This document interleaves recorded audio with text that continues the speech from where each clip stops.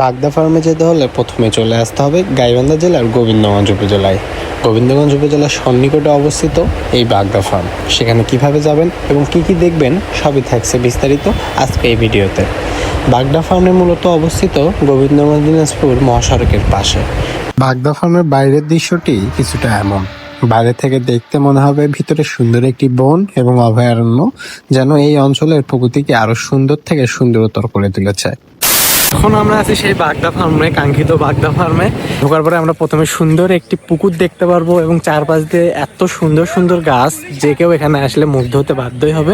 প্রাকৃতিক সৌন্দর্যের সেরা একটি জায়গা এবং কথিত আছে যে এইখানে নাকি আগে মুক্তিযুদ্ধ হয়েছিল, এখানে কিছু ধ্বংসাবশেষও আছে এবং সব থেকে গুরুত্বপূর্ণ বিষয়টি হচ্ছে এখানকার, সেটি হচ্ছে এখানে সাঁওতাল নামক ক্ষুদ্র নৃগোষ্ঠীর বসবাস রয়েছে।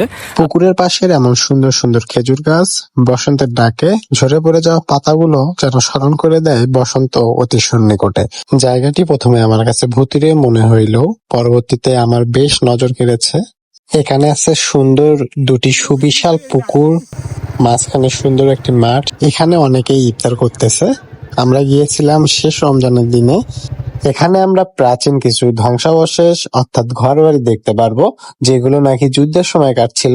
এবং এই অঞ্চলের কিছু স্থানীয় লোকজন আমাদের জানায় এখানে নাকি পাকিস্তানি হানাদার বাহিনীরা যুদ্ধের সময় তাদের ক্যাম্প তৈরি করেছিল।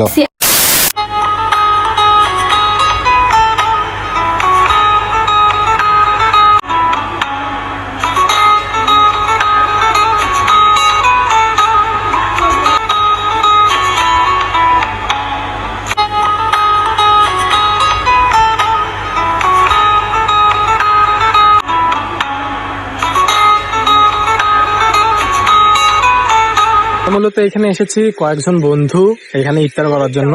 তো এত সুন্দর একটি পরিবেশে আমরা ইফতার করতেছি, সেই জায়গাটা একটু আপনাদেরকে দেখাবো।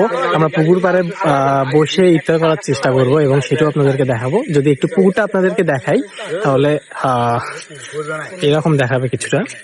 আমরা এখানে ইফতার করে এখান থেকে চলে যাওয়ার চেষ্টা করবো আজকে ইনশাল্লাহ।